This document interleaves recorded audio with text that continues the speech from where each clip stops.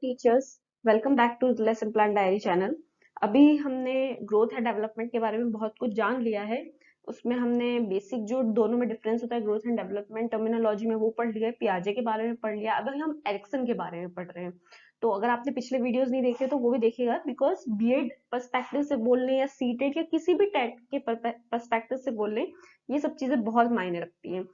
एक पिछले वाले पार्ट में मैंने बी एरिक्सन की 4 स्टेजेस पढ़ा दी थी। अब मैं नेक्स्ट 4 स्टेजेस पढ़ा रही हूँ, क्योंकि एरिक्सन की 8 स्टेजेस है और एक ही वीडियो में उनको कवर अप करना थोड़ा सा टायरिंग हो जाता है पढ़ने वाले के लिए बेसिकली। तो इसीलिए मैंने उनको 2 अलग अलग पार्ट्स में डिवाइड करके पढ़ाया है। बी एरिक्सन के बारे में जब हम पढ़ते हैं तो बहुत सारे लोगों को कंफ्यूजन होता है कि स्टेजेस कैसे याद रखेंगे, क्या याद रहेंगे। तो एक्चुअल में स्टेजेस अपने आप में सिर्फ अपोजिट वर्ड्स हैं। आप हमने बचपन में इंग्लिश में अपोजिट वर्ड्स पढ़े होंगे। तो ये जो अगर आप इनकी जो भी स्टेजेस अगर देखते हैं तो ये एक्सट्रीम अपोजिट्स हैं फ्रॉम ईच अदर। ये अगर ईस्ट है तो दूसरी वेस्ट है। अगर आप इनको अपोजिट वर्ड लेके पढ़ेंगे तो आपको ये सारी स्टेजेस अच्छे से याद रहेंगी। पिछले वाले वीडियो में फोर स्टेजेस मैंने पढ़ा दिए, इसलिए इस वाले वीडियो में मैं स्टेज नंबर 5 से कवर कर रही हूँ। और इसी वीडियो के डिस्क्रिप्शन बॉक्स में मैंने अपने बाकी सारे वीडियोस की इंक्लूडिंग जो इनिशियल 4 स्टेजेस है उनके बारे में बता दिया है, तो आप वो भी देख लीजिएगा। Identity versus role confusion 12 to 19 years ये रहती है।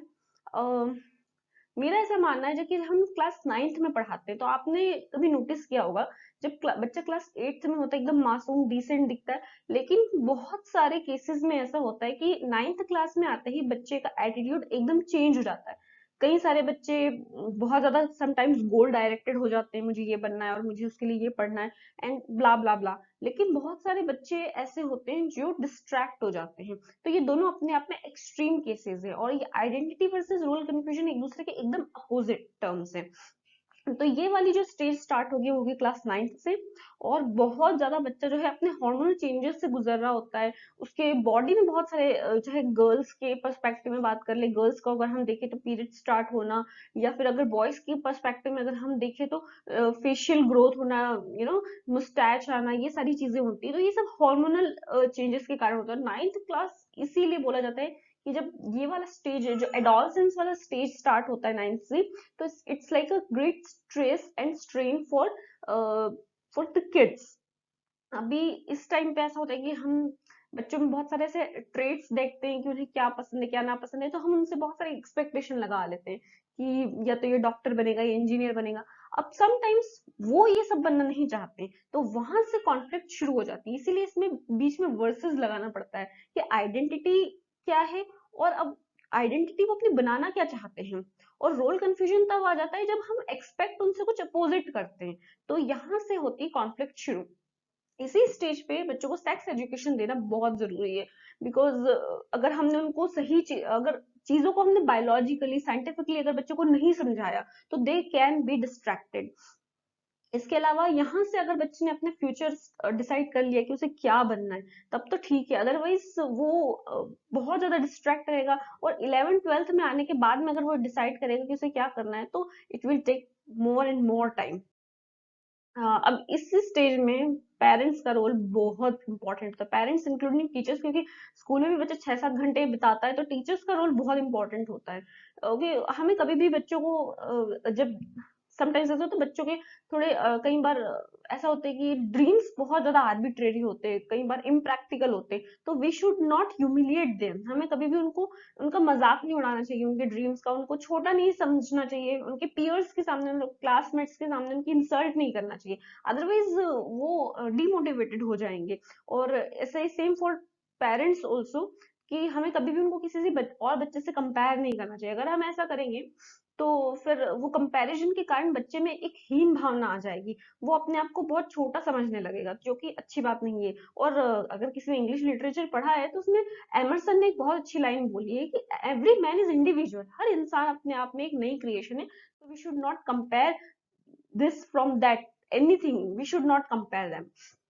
इंटीमेसी वर्सेस आइसोलेशन है नेक्स्ट स्टेज। अगर प्रीवियस स्टेज अच्छे से हैप्पीली निकली है तो वो अब अपनी नेक्स्ट स्टेज में फोकस करेगा। और अगर हम इंडियन पर्सपेक्टिव, जो हमारे जो 4 आश्रम बताए गए हैं, तो अभी बच्चा जो है वो गृहस्थ आश्रम में प्रवेश करेगा। अभी एक्चुअल में मॉडर्न टाइम में ऐसा नहीं होता है कि 20 साल में बच्चा गृहस्थ आश्रम में प्रवेश करे, पर हाँ 25-30 के आसपास तो वो प्रवेश कर ही जाएगा। तो हम मोटा मोटा ऐसा कह सकते हैं, हार्ड एंड फास्ट नहीं बता रही हूँ। तो यहाँ से इसको पता चलता है कि ही कैन रिप्रोड्यूस, ही और शी कैन रिप्रोड्यूस। यहाँ से इसको ये समझ में आएगा कि ही और she should marry, have some kids, perform household duty. तो ये सारी चीजें यहाँ से स्टार्ट होंगी। अभी वो अपने आप को रिस्पॉन्सिबल फील करेगा किसी के लिए, कमिटेड फील करेगा किसी के लिए, अपने पेरेंट्स के लिए अपनी रिस्पॉन्सिबिलिटीज उसको फील होगी। अपनी जो आइडेंटिटी है वो आफ्टर मैरिज वो किसी और के साथ मर्ज करना चाहेगा और अपनी लाइफ में उस इंसान को इन्वॉल्व करना चाहेगा, सारी जो भी अपनी जो सीक्रेट्स है उसके साथ शेयर करना चाहेगा। ये सब मैंने पॉजिटिव एस्पेक्ट्स बताए हैं। लेकिन अगर पार्टनर ऐसा नहीं हुआ तो फिर आइसोलेशन वाली स्टेज में बच्चा चला जाएगा। अगेन इंटीमेसी और आइसोलेशन दोनों ही अपोजिट टर्म्स है अपने आप में, और एक सर्टेन लेवल का आइसोलेशन इंडीड जरूरी होता है अपनी इंडिविजुअलिटी को बनाए रखने के लिए, अपने आप पे फोकस करने के लिए। लेकिन अगर वो आइसोलेशन परमानेंट हो गया है तो फिर वो टॉक्सिक है। नेक्स्ट स्टेज होगी क्रिएटिव वर्सेस स्टैग्नेशन। तो यहाँ पे जो है 45 तक आते आते जो इंसान है, अगर वो अपने जॉब में है तो वो सीनियर लेवल पे चला जाएगा, may be mid senior level पे चला जाएगा। और वो जो अपने जूनियर्स होंगे, अपने से जो छोटे होंगे, उन लोगों को काम सिखाएगा। या अगर आप हाउस वाइफ हैं तो आप जो अपने घर में जो छोटे बच्चे हैं तो उनको कुछ कुछ काम सिखाएंगे, उनकी देखभाल करेंगे, उनको मोटिवेट करेंगे। तो यहाँ से स्टार्ट होता है जब हम अपनी सोसाइटी के लिए कंट्रीब्यूट करते हैं। अभी इसीलिए क्रिएटिविटी जरूरी है। अगर आपको किसी को सिखाना है तो आपको वो काम अच्छे से आना चाहिए, तभी आप उसको सिखा पाएंगे। यहाँ से सारी चीजें स्टार्ट होती है। लेकिन समटाइम्स इंसान में काम सीखने के कारण ईगो आ जाता है, और वो ईगो के कारण उसमें स्टैग्नेशन आ जाएगा, क्योंकि वो ईगो उसको आगे कुछ सीखने नहीं देगा। तो यहाँ से आ जाएगा स्टैग्नेशन। दोनों ही चीजें अपने आप में कॉन्ट्रोडिक्टरी हैं, कंप्लीटली अपोजिट है, एक ईस्ट एक वेस्ट है। तो दोनों की एक चीज पॉजिटिव है, दूसरी चीज नेगेटिव है। नेक्स्ट है स्टेज नंबर 8। अब पिछली वाली स्टेज में अगर आप में क्रिएटिविटी है तो आप अपनी ईगो इंटीग्रिटी को हैंडल कर पाएंगे। अदरवाइज अगर आप आइसोलेशन में थे, अगर आप पिछली वाली स्टेज में नेगेटिव थे, तो अभी आप डिस्पेयर में चले जाएंगे। आपके पास ओल्ड एज में आपका ख्याल करने के लिए कोई नहीं होगा, आप किसी से बात नहीं करेंगे, आप सोसाइटी के साथ मिंगल नहीं कर पाएंगे, ये सारी चीजें इसमें होंगी। तो ये इसको आप लेटर एडल्टहुड भी बोल सकते हैं, ओल्ड एज भी बोल सकते हैं।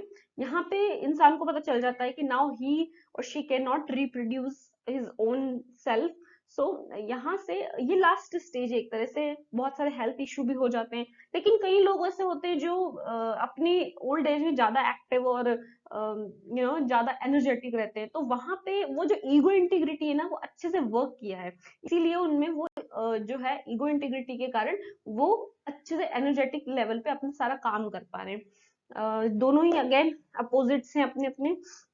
सो या this is the end of the video guys. अभी मैंने, आप चाहे तो ये सब चीजों के स्क्रीनशॉट ले सकते हैं या फिर वीडियो को डाउनलोड भी कर सकते हैं for more for more understanding, for deep understanding. So आप, क्योंकि ये मैंने अपने लैंग्वेज में लिखा है जो मुझे अच्छा लगा। अगर आप चाहें तो इसको मॉडिफाई करके भी लिख सकते हैं, no worries. For BEd perspective, हाँ अगर आप सीटेट के लिए बता रहे हैं तो वो तो ऑब्जेक्टिव आंसर्स होते हैं, आपको एज इट इज सारी चीजें अपने लिए नोट्स बना लेनी है। लेसन प्लान्स मैंने बहुत सारे बनाए हुए हैं बीएड के, तो आप साइंस और मैथ्स के अगर लेसन प्लान्स चाहिए, आपके पीयर्स को अगर चाहिए, रिलेटिव्स, एनीवन, तो आप मेरा चैनल प्लीज रेकमेंड कीजिएगा। माइक्रो टीचिंग के मैंने लेसन प्लान्स बनाए हुए हैं। एक बहुत इंटरेस्टिंग टॉपिक है कि क्या लड़कियों का मैथ्स वीक होता है, उस पर भी मैंने डिटेल स्टडी करके बनाया हुआ है वीडियो। अगर आपने नहीं देखा हो तो प्लीज जाके देखिए। या so thank you for watching guys, bye, take care.